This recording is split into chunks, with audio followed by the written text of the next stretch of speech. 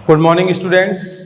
बच्चों, last lecture में अपन ने chapter second sexual reproduction in flowering plant start किया था और कुछ बेसिक्स बच्चों अपन ने इस चैप्टर का पढ़ लिया था। ठीक है, जो एंजियोस्पर्म होते हैं उनमें रिप्रोडक्टिव पार्ट फ्लावर होता है फ्लावर का स्ट्रक्चर, फ्लावर में कौन कौन से वर्ल होते हैं, कौन से एसेंशियल है, कौन से नॉन एसेंशियल है, वो सब कुछ अपन ने देख लिया।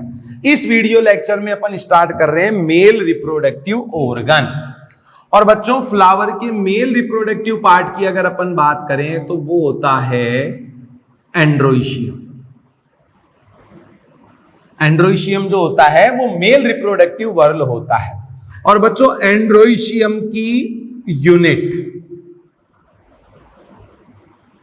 स्टेमन और माइक्रोस्पोरोफिल। एंड्रोइशियम की यूनिट क्या होती है? स्टेमन और माइक्रोस्पोरोफिल। तो androecium is a male reproductive whorl which is made up by stamen और माइक्रोस्पोरोफिल। ठीक है। अब बच्चों, अगर हम बात करें स्टेमन के नंबर और स्टेमन की लेंथ की, तो इसमें पाया जाता है बच्चों वेरिएशन अकॉर्डिंग टू स्पीशीज। ठीक है, अलग अलग स्पीशीज में जो फ्लावर होते हैं उनमें बच्चों स्टेमन का नंबर और उनकी लेंथ में क्या हो सकता है? डिफरेंस हो सकता है। ठीक है। अदरवाइज अपन एक स्टेमन या माइक्रोस्पोरोफिल की बात करें तो इसकी स्ट्रक्चर में बच्चों 3 पार्ट इंक्लूड किए जाते हैं। और वो कौन कौन से हैं? Anther, connective and filament. A typical stamen और microsporophyll consist of 3 parts, anther, connective and filament. अब बच्चों, एक टिपिकल स्टेमन का स्ट्रक्चर अपन देखें, सिंपल सा।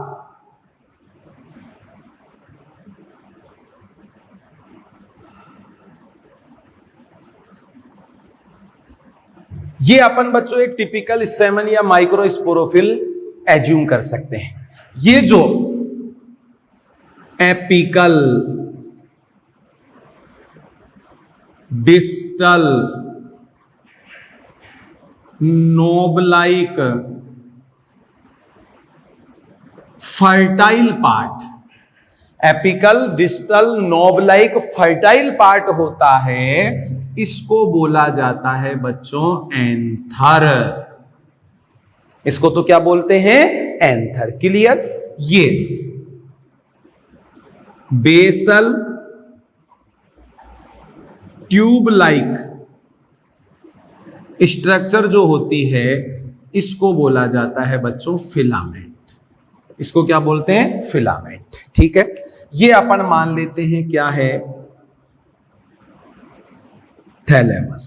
अब देखो, ये जो ट्यूब लाइक स्ट्रक्चर है फिलामेंट, इस फिलामेंट का डिस्टल एंड, ये इधर दूर वाला एंड माना जाएगा, फिलामेंट का डिस्टल एंड, ये अटैच्ड विथ एंथर। और ये इधर वाला एंड जो है ये फिलामेंट का प्रॉक्सिमल एंड माना जाएगा, पास वाला एंड माना जाएगा, अटैच्ड विथ कॉमनली थैलेमस। तो बच्चों, फिलामेंट का फंक्शन क्या हो गया? स्टेमन को, एंथर को अटैच करवाना। किससे? थैलेमस से। लेकिन इसके अलावा और क्या कंडीशन हो सकती है? In Solanaceae family, in Solanaceae family epipetalous stamen present. आपने पढ़ा भी होगा बच्चों मॉर्फोलॉजी में ये वाला साइन। भाई जनरली तो फिलामेंट किससे अटैच होता है? थैलेमस से, लेकिन कुछ फ्लावर में ये पेटल से भी अटैच हो सकता है। एपीपेटलस कंडीशन इसको बोल देंगे। In Liliaceae family epitepalous stamen present. Epitepalous tepal के साथ में अटैच होते हैं, ये कंडीशन पाई जाती। तो normally filament of स्टेमन attached with thalamus, but in Solanaceae family attached with petal, Liliaceae family attached with tepal. ये अलग से कंडीशन हो गई। तो ये एक टिपिकल सा नॉर्मल सा स्ट्रक्चर हो गया। अब बच्चों एक टिपिकल एंथर की बात करें तो वो बाइलोब्ड होता है, 2 लोब उसमें प्रेजेंट होते हैं। तो क्या कहेंगे? In a typical anther, in a typical anther 2 lobes are present.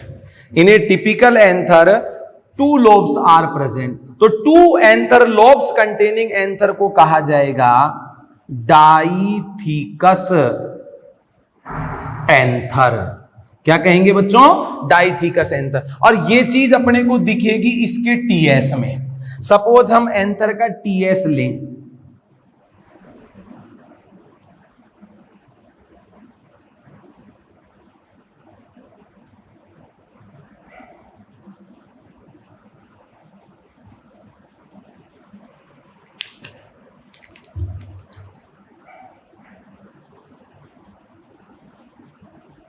तो देखो बच्चों एक टिपिकल एंथर में 2 लोब प्रेजेंट होते हैं, 1 और 2।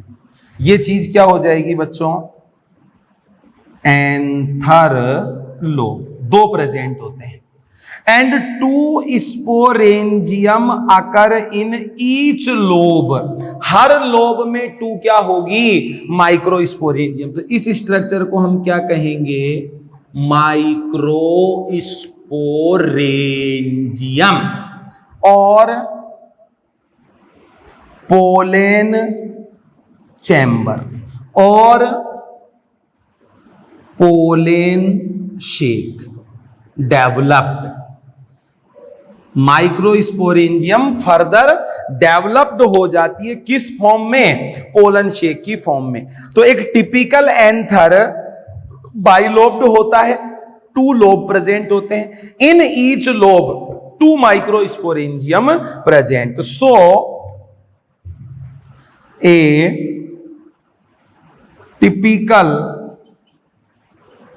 एंथर इज बाइलोब्ड, या बाइलोब्ड जो होगा उसको अपन क्या कह देंगे बच्चों? डाइथिकस एंड टेट्रास्पोरेंजिएट। एक टिपिकल एंथर कैसा होता है? डाइथिकस एंड टेट्रास्पोरेंजिएट होता है। यहीं पर आपको ध्यान रखना है, in Malvaceae family single lobe present. Malvaceae family में बच्चों एंथर में सिंगल लोब प्रेजेंट होता है और उस एक लोब में 2 स्पोरेंजियम प्रेजेंट होती है। तो मालवेसी फैमिली में बच्चों एंथर को क्या कहा जाएगा? Monothecous and bisporangiate. Monothecous and bisporangiate. तो टिपिकल एंथर होता है dithecous and tetrasporangiate. Malvaceae family में होता है मोनोथिकस एंड बाइस्पोरेंजिएट। अब बच्चों अगर अपन बात करें इन दोनों थीका की, दोनों लोब्स की, तो देखो बच्चों सपोज ये दोनों लोब हैं, ये अपन ने टीएस देखा है, ये माना लोब है, इनका अपन ने यूं टीएस काट लिया और यूं देख रहे हैं ऐसे सामने से। तो सपोज ये ऐसे इमेजिन कर लो, एक लोब दूसरा लोब, और दोनों लोब्स को, दोनों थीका को सेपरेट करती हुई एक लॉन्गिट्यूडिनल फ्यूरो प्रेजेंट होती है। ये अपन ऐसे इमेजिन कर सकते हैं, एक लोब दूसरा लोब और दोनों को सेपरेट करती हुई क्या प्रेजेंट है, ये लॉन्गिट्यूडिनल फ्यूरो प्रेजेंट। आगे बात समझ में? तो बच्चों अपर साइड से या फ्रंट में से देखेंगे तो ये दोनों थीका एक दूसरे से सेपरेट दिखेंगे लॉन्गिट्यूडिनल फ्यूरो से, और बच्चों बैक साइड से या लोअर साइड से ये दोनों अटैच रहते हैं। किसकी हेल्प से? ये बीच में अपन क्या मान सकते हैं, कनेक्टिव। इस कनेक्टिव की हेल्प से ये क्या रहते हैं बच्चों, अटैच रहते हैं। ये बात आपके समझ में आ गई? तो टू लोब मतलब dithecous anther, both theca separate to, both theca separate to each other by a longitudinal furrow. एक लॉन्गिट्यूडिनल फ्यूरो से सामने की तरफ से दोनों सेपरेट होते हैं और पीछे की तरफ से जुड़े होते हैं। किसकी हेल्प से? कनेक्टिव की हेल्प से। अब बच्चों ये डाइथीकस और टेट्रास्पोरेंजिएट जो कंडीशन होती है वो एक टीएस में, ट्रांसवर्स सेक्शन में एकदम क्लियरली ऑब्जर्व होती है। ये माना अपन ने इस एंथर का क्या ले लिया, टीएस ले लिया यूं, और ऐसे फ्रंट में से देख रहे हैं तो ये एक लोब, ये दूसरा लोब, और ये दोनों लोब बच्चों किससे अटैच हैं, कनेक्टिव से। ठीक है, तो बच्चों एक टिपिकल जो एंथर होता है वो टेट्रागोनल स्ट्रक्चर होती है। टेट्रागोनल, चार कोने हैं और हर कोने पर ये 1 2 3 4, ठीक है।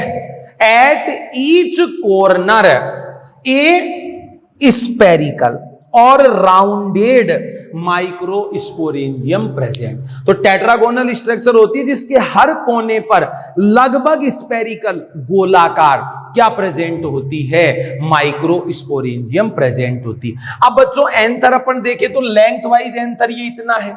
अब देखो ऐसे इमेजिन करो, एक लोब दूसरा लोब, एक में ये 2 माइक्रोस्पोरेंजियम, दूसरे में 2, ये 2 माइक्रोस्पोर। अब पूरी लेंथ तो एंथर की इतनी है ना, पूरी लेंथ वाइज एंथर की जितनी भी लेंथ है, पूरी लेंथ में बच्चों इन माइक्रोस्पोरेंजियम में क्या फील्ड रहते हैं, पोलन ग्रेन्स फील्ड रहते हैं। तो इस प्रकार की स्ट्रक्चर हो जाएगी किसकी, एक स्टेमन की। ये एंथर हो गया।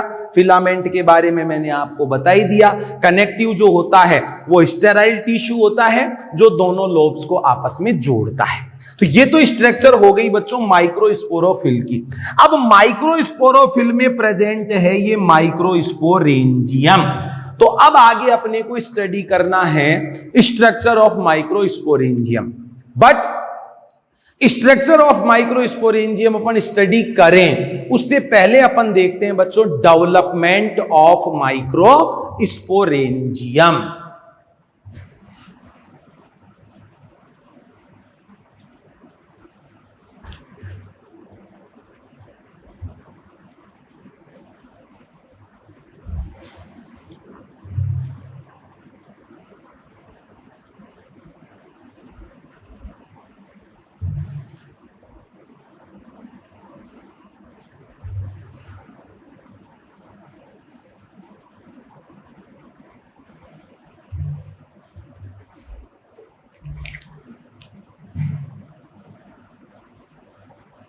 Development of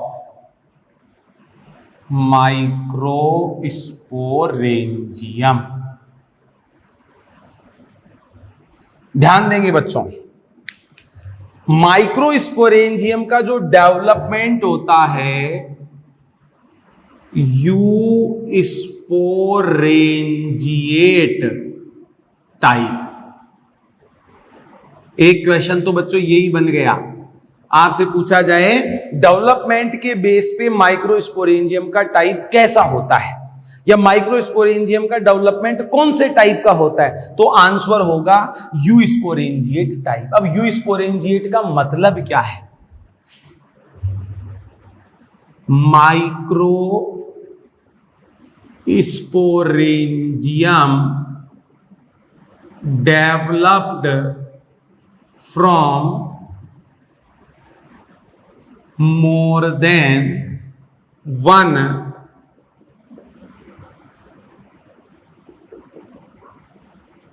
initial cells.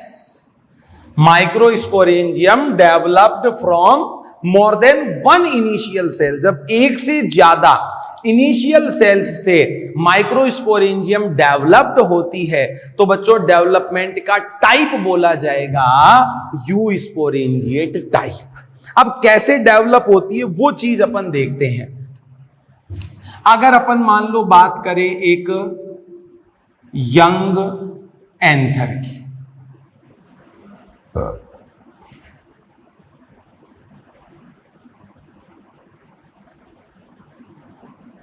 ये मान लेते हैं बच्चों एक यंग एंथर है और यंग एंथर में सबसे बाहर सेल्स की ये एक प्रोटेक्टिव लेयर प्रेजेंट होती है. ये इसको बोलेंगे बच्चों एपिडर्मिस. यंग एंथर का स्ट्रक्चर देख रहे हैं, मैच्योर एंथर का नहीं देख रहे हैं. सबसे बाहर सेल्स की एक लेयर प्रेजेंट होती है एपिडर्मिस. और बच्चों इस एपिडर्मिस के अंदर सिमिलर टाइप की ये खूब सारी सेल्स प्रेजेंट होती है.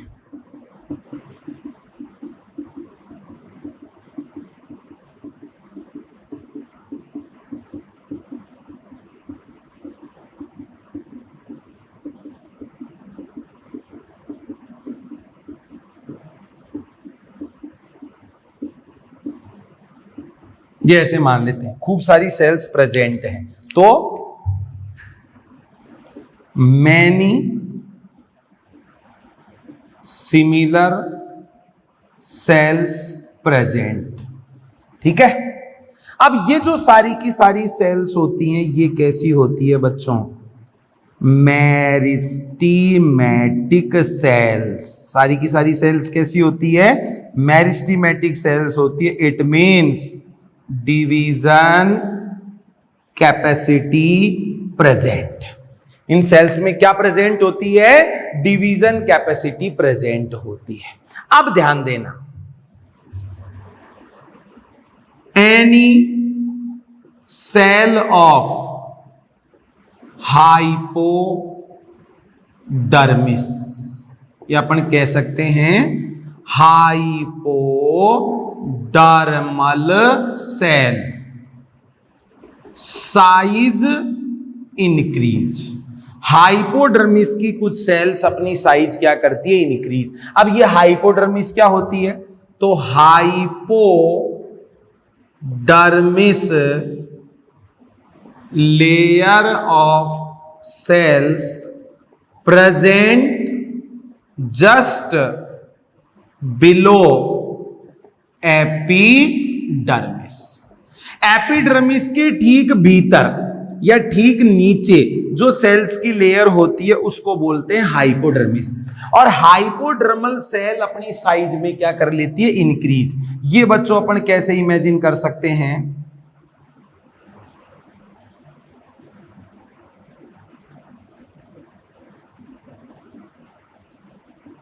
ये ऐसे मान लो हाइपोडर्मल सेल्स कुछ ने अपना साइज क्या कर लिया? इंक्रीज कर लिया.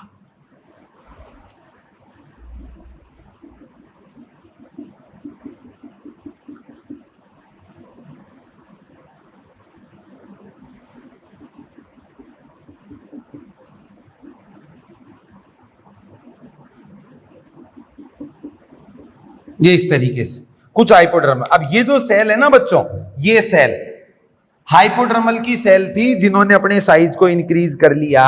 अब इन सेल्स को कहा जाता है आर्कीस्पोरियल सेल. क्या कहेंगे बच्चों?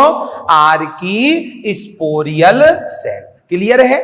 हाइपोडर्मल सेल जिसने अपनी साइज को इंक्रीज कर लिया वो हो गई आर्कीस्पोरियल सेल.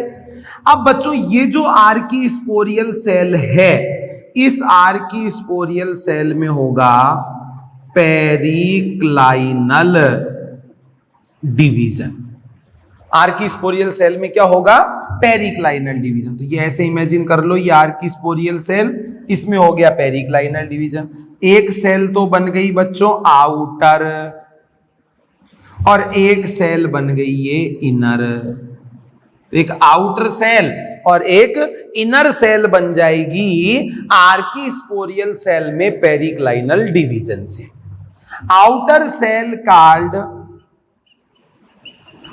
प्राइमरी पैराइटल सेल, जो बाहर वाली सेल बनी है इसको क्या कहेंगे? Primary parietal cell.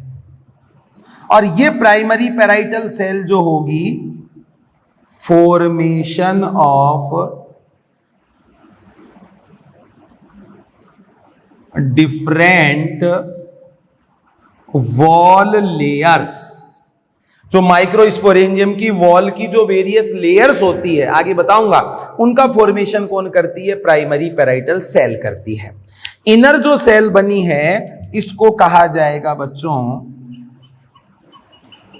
Primary sporogenous cell. इसको क्या कहेंगे? Primary sporogenous cell. अब बच्चों या तो ये primary sporogenous cell direct act as a microspore mother cell, या तो सीधे ही कैसा फंक्शन कर देगी? माइक्रोस्पोर मदर सेल की जैसे, या फिर इस प्राइमरी स्पोरोजीनस सेल में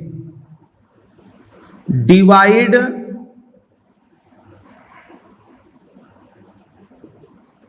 रेगुलर माइटोटिक डिवीजन, या फिर इसमें हो सकते हैं रेगुलर माइटोटिक डिवीजन। और रेगुलर माइटोटिक डिवीजन से बनाएगी ये sporogenous tissue.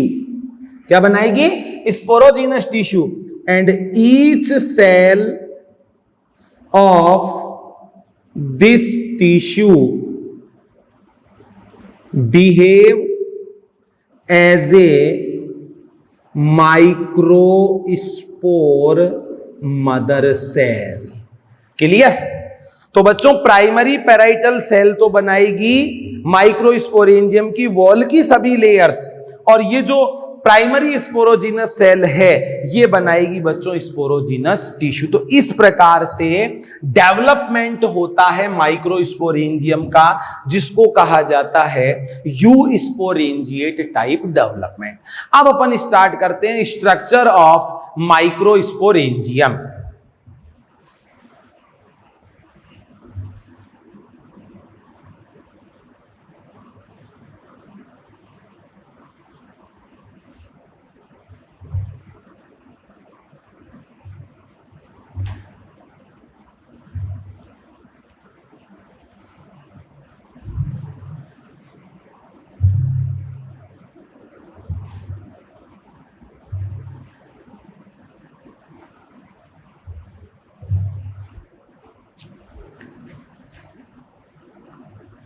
Structure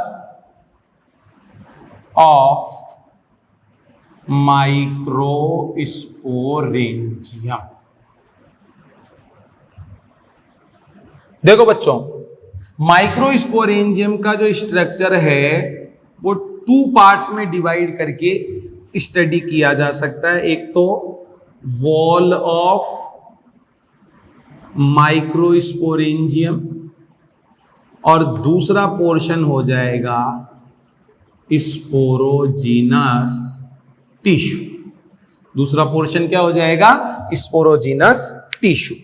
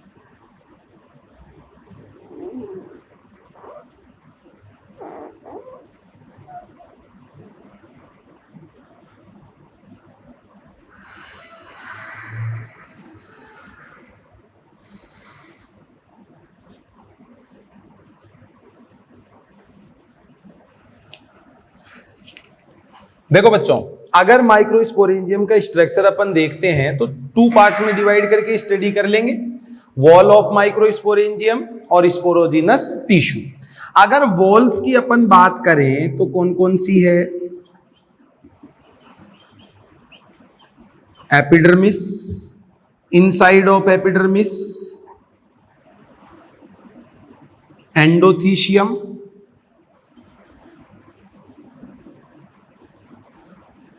middle layer और टैपिटम। मिडिल लेयर और tapetum. Clear? Inside of tapetum, inside of tapetum ये प्रेजेंट होता है बच्चों स्पोरोजिनस टिश्यू।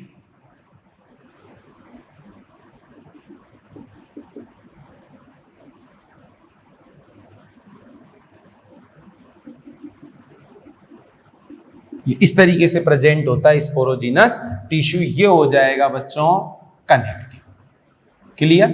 तो अगर अपन वॉल की बात करें, वॉल ऑफ माइक्रोस्पोरेंजियम, इसमें जो बच्चों वेरियस लेयर होती है आउटर टू इनर, अगर इनका ऑर्डर देखा जाए तो epidermis, endothecium, middle layer and tapetum. ये बच्चों outer to inner, outside to inner side, इनका हो जाएगा बच्चों सीक्वेंस। क्या हो जाएगा? सीक्वेंस। अब आपकी बुक में एनसीईआरटी में बच्चों इसको मैग्नीफाई करके दिखाया हुआ है। इतने पोर्शन को अगर मान लो अपन मैग्नीफाई करके देखें, ऐसे इमेजिन कर लो,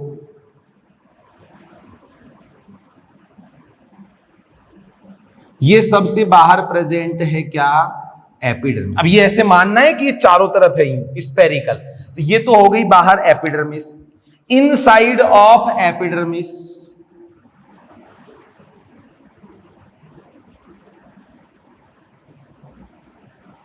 ये प्रेजेंट है एंडोथीशियम। ठीक है?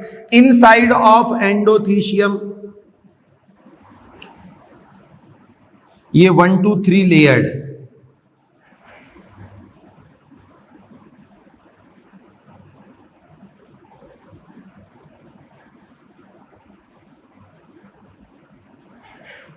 ये हो जाएगी मिडिल लेयर। और बच्चों सबसे लास्ट में लार्जर सेल्स से बनी हुई ये मान लेते हैं tapetum. Inside of tapetum sporogenous tissue present.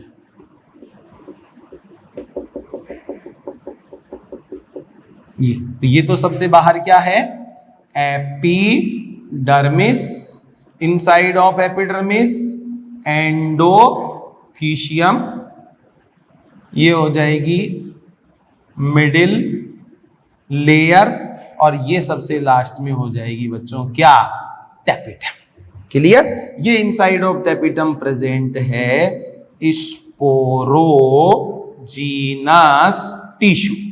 क्या प्रेजेंट है? Sporogenous tissue. क्लियर है?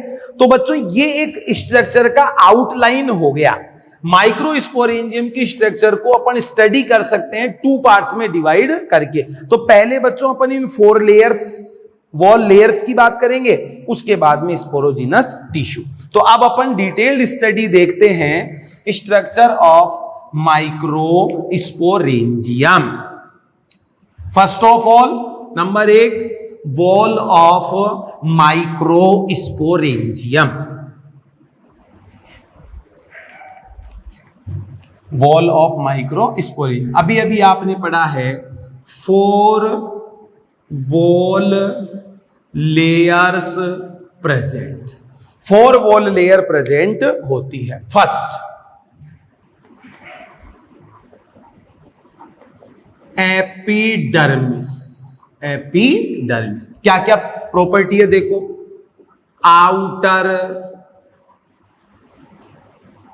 Unicellular perimeter parenchymatous protective layer. सबसे बाहर वाली थिकनेस जो होगी यूनिसेल्यूलर, सेल की एक सिंगल लेयर ही होती है, तो outer unicellular parenchymatous protective layer जो होती है वो क्या हो जाएगी बच्चों? Epidermis. Archesporial cell not participate in epidermis formation. Epidermis के फॉर्मेशन में बच्चों आर्कीस्पोरियल सेल का रोल नहीं होता है, ये मैंने पहले ही बता दिया। यंग एंथर का स्ट्रक्चर अपन ने देखा था, एपिडर्मिस उसमें पहले से ही बनी हुई थी, आर्कीस्पोरियल सेल का कोई रोल नहीं है। तो ये तो बात हो गई एपिडर्मिस की। बी सेकंड अपन देखते हैं बच्चों endothecium. Endothecium present inside of epidermis and outside of middle layer. Epidermis के अंदर और मिडिल लेयर के बाहर प्रेजेंट होती है। यूनिसेल्यूलर सेल्स आर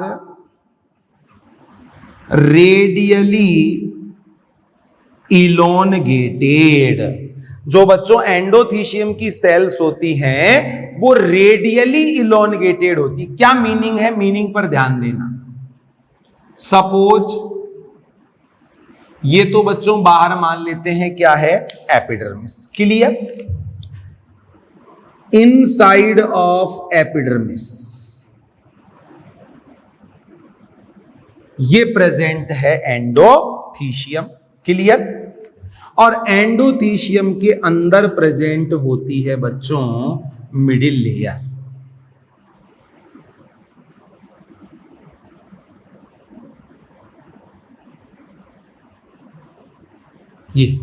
ये तो बाहर मान लो क्या? एपिडर्मिस, ये हो जाएगी एंडोथीशियम और ये हो जाएगी बच्चों मिडल लेयर। क्लियर? अब बच्चों ये आपको ऐसे इमेजिन करना है कि ये स्पेरिकल है पूरी की पूरी, ऐसे चारों तरफ है। ये बात आपके समझ में आ गई भाई? एक जो माइक्रोस्पोरेंजियम होगी वो आउटलाइन में अप्रोक्स कैसी होती है? स्पेरिकल होती है। अब बच्चों अगर अपन बात करें एंडोथीशियम की सेल की, तो अब इसकी ये वॉल किधर मानी जाएगी? एपिडर्मिस की ओर। ये तो कैसी वॉल हो जाएगी? Outer wall. और ये इधर जो कि मिडिल लेयर की ओर है, ये कैसी हो जाएगी? Inner wall. क्या ये बात आपके समझ में? रेडियली इलोनगेटेड, इस तरीके से ये रेडियली क्या है? इलोनगेटेड है। तो आउटर वॉल और इनर वॉल, ये जो वॉल है ये, इसको क्या कहेंगे? Tangential wall. इसको क्या कहेंगे? Tangential wall. क्लियर? तो अपन ऐसे इमेजिन कर लेते हैं, ये मान लो एंडोथीशियम की सेल्स हैं, ठीक है? इनकी इनर वॉल पर ये इनर वॉल और टेंजेंशियल वॉल, ये इनर वॉल और टेंजेंशियल वॉल, इस पर पाया जाएगा डिपोजिशन और thickening of alpha cellulose fibres. Deposition और थिकनिंग पाई जाएगी इनर वॉल और टेंजेंशियल वॉल पर इनसाइड ऑफ एंडोथीशियम सेल्स। किसकी? एल्फा सेल्यूलोज फाइबर्स की। इसलिए बच्चों इस लेयर को फाइब्रस लेयर भी कहा जाता है। इस लेयर को फाइब्रस लेयर भी कहा जाता है अल्फा सेल्यूलोज के फाइबर्स के डिपोजिशन की वजह से। ठीक है, साथ साथ डिपोजिशन ऑफ कैलोज, जो कि एक कार्बोहाइड्रेट होता है, जो क्या होता है बच्चों, कार्बोहाइड्रेट। इस कैलोज कार्बोहाइड्रेट का डिपोजिशन भी इस पर प्रेजेंट होता है। क्लियर, ये बात समझ में आ गई। अब बच्चों ऐसे इमेजिन करो, ये माना एक स्पोरेंजियम, ये दूसरी स्पोर, समझ जाओगे इस तरीके से। ये बाहर बाहर प्रेजेंट है क्या, एपिडर्मिस,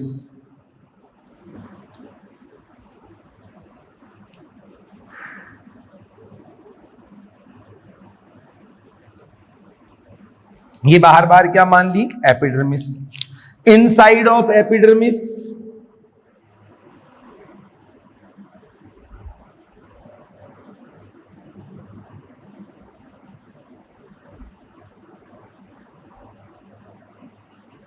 ये मान ली एंडोथीशियम, ऐसे चारों तरफ है, इनसाइड ऑफ एपिडर्मिस एंडोथीशियम।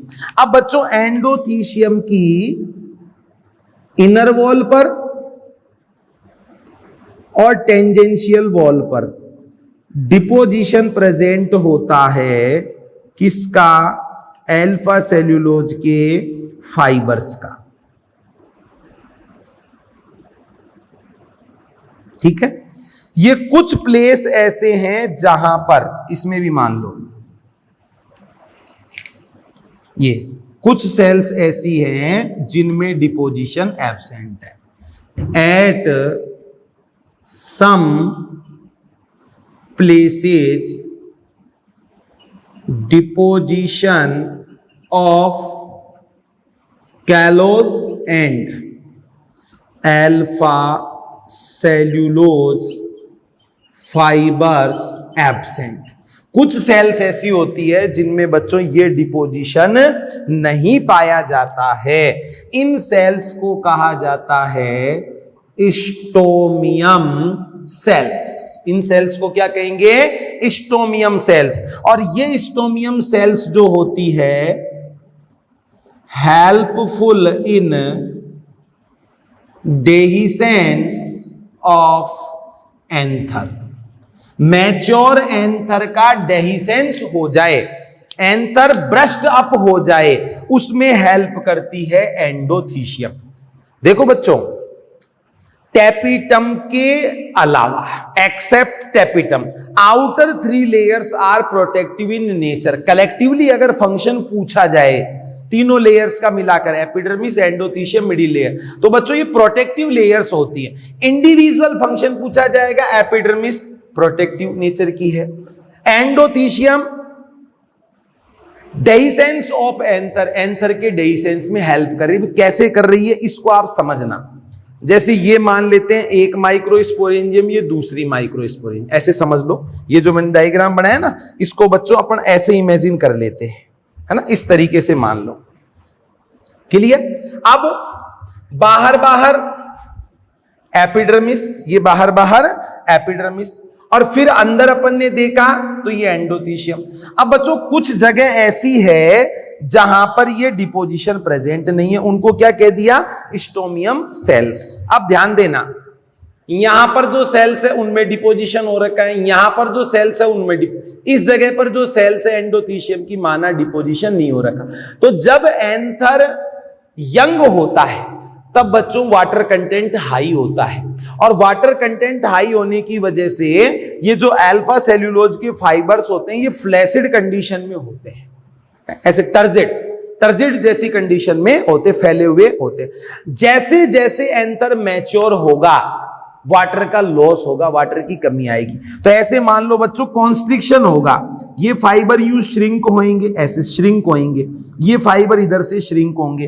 तो बच्चों फाइबर के श्रिंक होने की वजह से ऐसे मान लो खिंचाव होता है, खिंचाव होने से फट जाएगी। तो ये ऐसे मान लो एक माइक्रोस्पोरेंजियम ये दूसरी, और इस लाइन को मैं कह दूं लाइन ऑफ डेहिसेंस, तो आपको ऐसा मानना है इस लाइन ऑफ डेहिसेंस के इनसाइड क्या है, स्टोमियम सेल्स है जहां पर डिपोजिशन नहीं है। तो बच्चों अल्फा सेल्यूलोज के फाइबर यूं श्रिंक होंगे मैच्योर होगी, और इस जगह पे से ये एंथर क्या हो जाएगा, ब्रस्ट हो जाएगा। तो डेहिसेंस ऑफ एंथर में हेल्पफुल होती है क्या, एंडोथीशियम। तो ये बच्चों माइक्रोस्पोरेंजियम की जो वॉल है उस वॉल में अपन ने 2 लेयर्स कंप्लीट कर ली, एपिडर्मिस, एंडोथीशियम। अब बाकी का जो पोर्शन है वो अपन नेक्स्ट वीडियो लेक्चर में डिस्कस करेंगे। Thank you.